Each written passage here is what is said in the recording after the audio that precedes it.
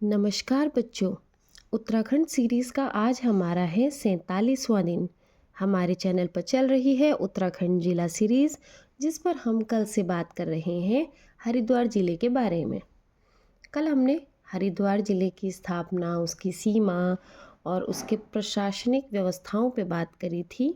वहीं आज हम बात करेंगे इसके नदी तंत्र परियोजनाओं पे और इतिहास के कुछ प्रमुख बिंदुओं पे बात करेंगे। सर्वप्रथम हम बात करेंगे हरिद्वार जिले में स्थित नदियों पर और उस पर बनी परियोजनाओं के बारे में।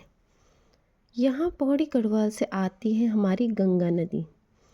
गंगा नदी आती है, ये कुछ इस प्रकार बहती हुई हमारे हरिद्वार ज़िले में बहती है और यहाँ से ये बाहर हो जाती है। और गंगा नदी हरिद्वार से बाहर निकलकर उत्तर प्रदेश के बिजनौर में पहुंचती है। ये बात मैं आपको क्यों बता रही हूँ, अभी आपको पता चलेगा। ये तो हो गई गंगा नदी की बात। अब गंगा नदी का उद्गम तो मैंने बहुत बार पढ़ा दिया है, आप सिर्फ अभी हरिद्वार जिले में स्थित नदी और इस पर बनी परियोजनाओं के बारे में देखिए। यहीं पर से निकाली गई है ऊपरी गंगा नहर। अब जो ऊपरी गंगा नहर है कुछ ऐसे बहती हुई आगे बढ़ती है।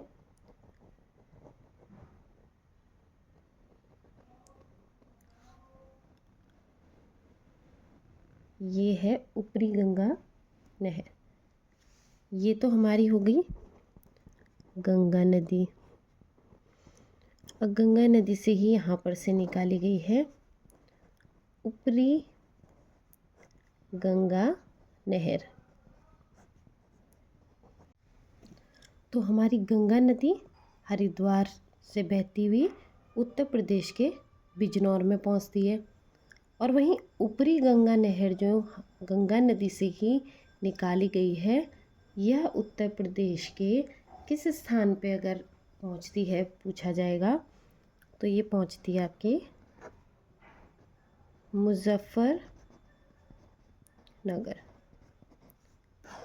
ये दो बातों का ध्यान रखना, ऊपरी गंगा नहर मुजफ्फरनगर पहुंचती है और गंगा नदी उत्तर प्रदेश के बिजनौर में सबसे पहले प्रवेश करती है। इन दोनों का जो आपने रास्ता देख लिया वो भी काफ़ी अलग है। ये है हमारी गंगा नदी और ये हमारी बह रही है ऊपरी गंगा नहर, जो हरिद्वार को क्या करती है, बहुत सारा जल देती हैं या जिसकी वजह से जो जल की पूर्ति होती है वो गंगा नदी ऊपरी गंगा नहर है। गंगा नदी ऊपरी नहर के अतिरिक्त हरिद्वार जनपद में एक और नदी बहती है जिसको कहा जाता है सोलानी नदी। सोलानी नदी ये कुछ यहाँ पर से निकलती हैं बहती हुई, भगवानपुर के पास बहती हुई, ये कुछ इस प्रकार से बहती हुई आगे चली जाती हैं उत्तर प्रदेश में। इस बात का भी ध्यान रखेंगे। अब जो ये वाली नदी है, ये कौन सी नदी है, एक नदी ये है, एक नदी ये रही, इसका नाम सोलानी नदी, सोनाली नहीं सोलानी नदी है। अब परियोजनाओं की बात कर लूँगी तो गंगा नदी पर है हमारा भीमगोड़ा परियोजना और ये भीमगोड़ा परियोजना हर की पौड़ी के पास ही है। तो हम यहाँ पे लिख लेते हैं गंगा नदी पर परियोजना पूछेगा तो भीमगोड़ा परियोजना।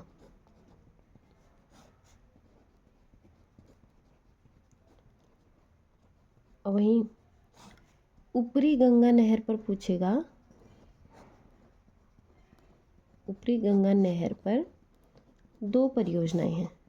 पहला पथरी जल विद्युत परियोजना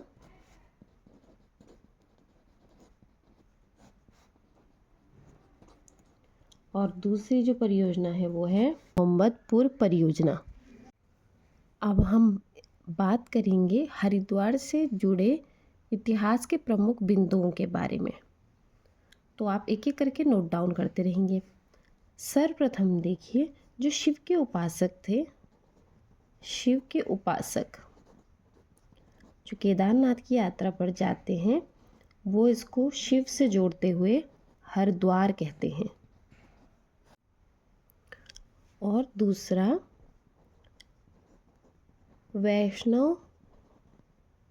वैष्णव मत वाले यात्री बद्रीनाथ की यात्रा करते हैं, वो इसे हरिद्वार कहते हैं। हरिद्वार कहते हैं। शिव के उपासक जो केदारनाथ की यात्रा पर जाते हैं वो हरिद्वार कहते हैं। वैष्णव मत वाले यात्री जो बद्रीनाथ की यात्रा करते हैं इसे हरिद्वार कहते हैं। ये पॉइंट्स याद कर लीजिए।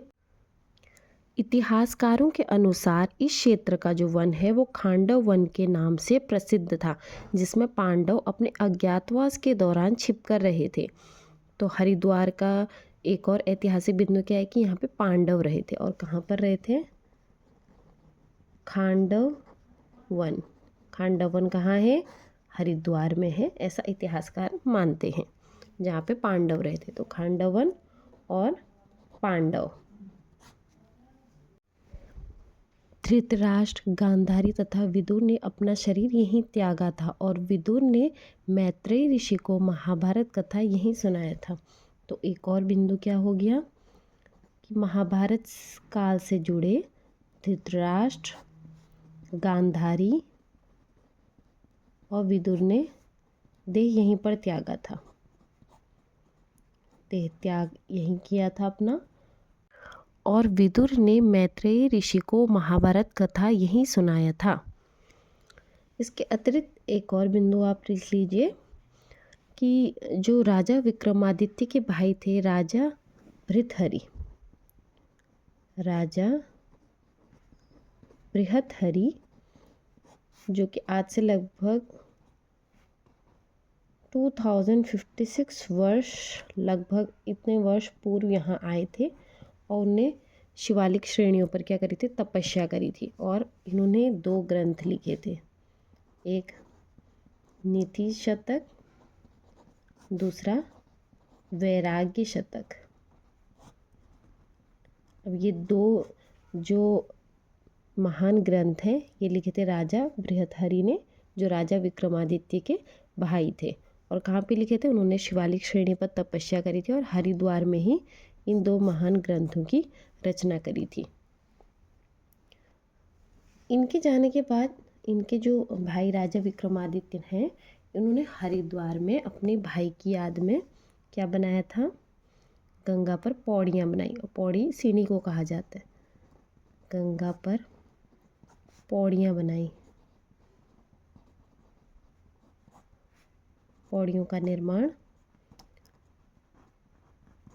पौड़ी से समझिए सीढ़ी, और इसका नाम रखा गया भृतहरि की पैड़ी।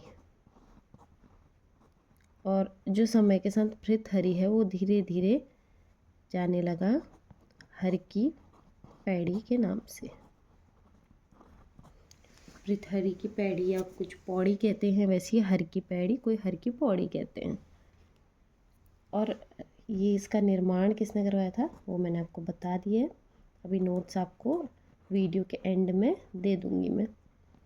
ये हो गया, विक्रमादित्य ने ही निर्माण करवाया था इन सीढ़ियों का। विक्रमादित्य ने एक और चीज़ का निर्माण कराया है हरिद्वार में, जिसको कहा जाता है डाट वाली हवेली, जो आज भी हरिद्वार में हर की पैड़ी के पास स्थित है।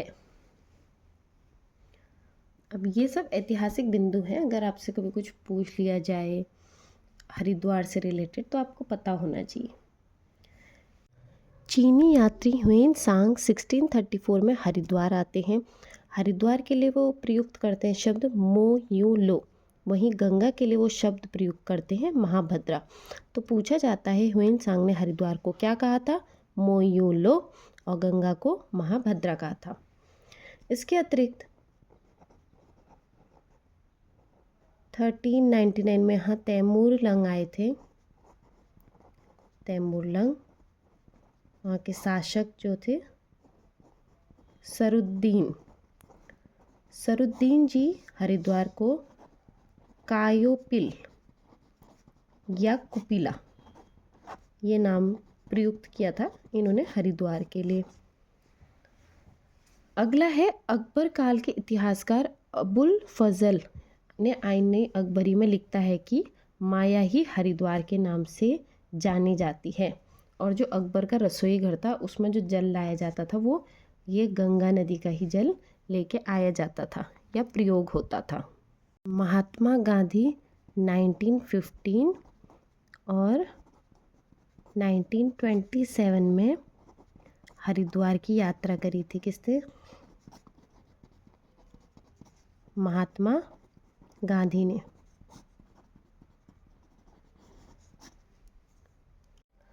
आज की कक्षा में इतना ही। अब हम देख लेते हैं कल के और आज के नोट्स, क्योंकि कल मैं आपको लास्ट में नोट शेयर करना थोड़ा भूल गई थी। हरिद्वार जिले की स्थापना 1988 में। क्षेत्रफल 2360 वर्ग किलोमीटर। पौराणिक नाम या उपनाम देख लीजिए।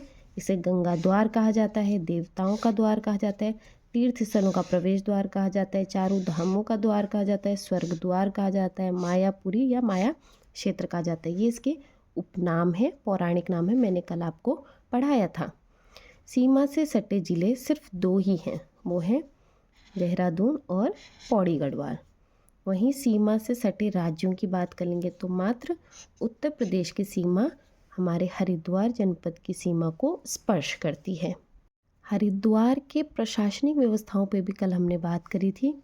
इसकी जनसंख्या 18,90,422 है, जो पूरे स्टेट की पॉपुलेशन का 18.74% है, और यहाँ सबसे अधिक आबादी हमारे हरिद्वार की ही है। ग्रामीण इलाकों में 11,97,328 लोग रहते हैं। नगरीय इलाकों में 6,93,094 लोग रहते हैं। यह डाटा जनगणना 2011 के अनुसार है। मैं आपको हमेशा कहती हूँ अगली जनगणना में डाटा ऊपर नीचे हो सकता है। फिलहाल हम 2011 की जनगणना के अनुसार ही पढ़ेंगे। साक्षरता की बात करी जाएगी तो साक्षरता है 73.43%। राज्य की साक्षरता 78.8% है। पुरुष साक्षरता 81.04% है हरिद्वार की, और महिला साक्षरता 72.60% है। और इसका जो साक्षरता में है वह साक्षरता में इसका 12वां स्थान है। 12वां स्थान। जनसंख्या में पहला स्थान है ना। अब लिंग अनुपात की बात कर लेते हैं तो वो है 880। सबसे कम राज्य का लिंग अनुपात 96 है, 963 है। अब जन घनत्व पे बात करेंगे। जन घनत्व है 801। सबसे ज़्यादा जन घनत्व ये है हमारा हरिद्वार जिले का पहला स्थान जन घनत्व के मामले में, क्योंकि यहाँ आबादी बहुत ज़्यादा है। विधानसभा सीटें 11 हैं, कल आपको पढ़ाया था 11 सीटें हैं। उनमें से नाम है रुड़की, पिरानकलियर, मंगलौर, बेल, ज्वालापुर, झबरेड़ा, लक्सर, खानपुर, हरिद्वार, हरिद्वार ग्रामीण, भगवानपुर। 3 सीटें अनुसूचित जाति के लिए रिजर्व हैं, ज्वालापुर, झबरेड़ा और भगवानपुर। ये बात याद रखिएगा। तहसीलों की बात करेंगे, 4 तहसीलें हरिद्वार, लक्सर, रुड़की और भगवानपुर।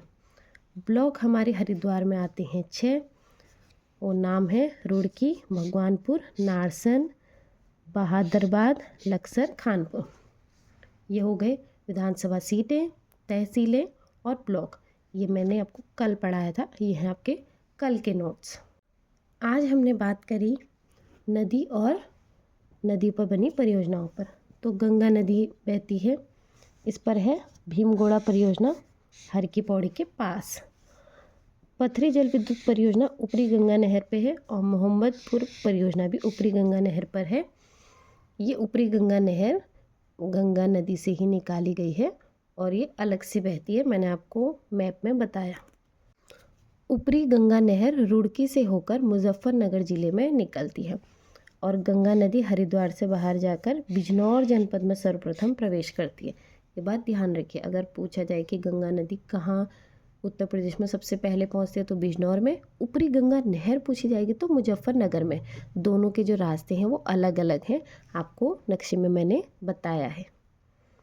अब ऐतिहासिक प्रमुख बिंदुओं पे बात कर लेते हैं, क्योंकि इससे सबसे ज़्यादा क्वेश्चंस हमारे हरिद्वार ज़िले से बनते हैं कि हाँ किसने किसको क्या कहा था। तो जो शिव के उपासक हैं, जो केदारनाथ की यात्रा पे जाते हैं, वो इसको हरिद्वार कहते हैं। वैष्णव मत के यात्री जो बद्रीनाथ की यात्रा पे जाते हैं, वो इसको हरिद्वार कहते हैं। इतिहासकारों के अनुसार इस क्षेत्र का वन खांडव वन के नाम से प्रसिद्ध था, जिसमें पांडव अपने अज्ञातवास के दौरान छिप कर रहे थे। तो जो महाभारत का इतिहास है वो उत्तराखंड से काफ़ी जुड़ा है, जैसे कि स्वर्ग की यात्रा यहीं से करी थी, खांडव वन यहीं पे था।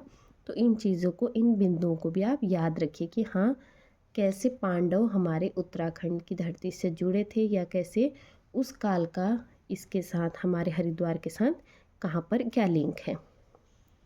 धृतराष्ट्र, गांधारी और विदुर, इनका भी संबंध महाभारत से है। इन्होंने अपना शरीर यहीं पर त्यागा था और विदुर ने मैत्रेय ऋषि को महाभारत कथा यहीं सुनाया था, ये बात याद रखिए। अगला बिंदु है राजा विक्रमादित्य के भाई राजा भृतहरि।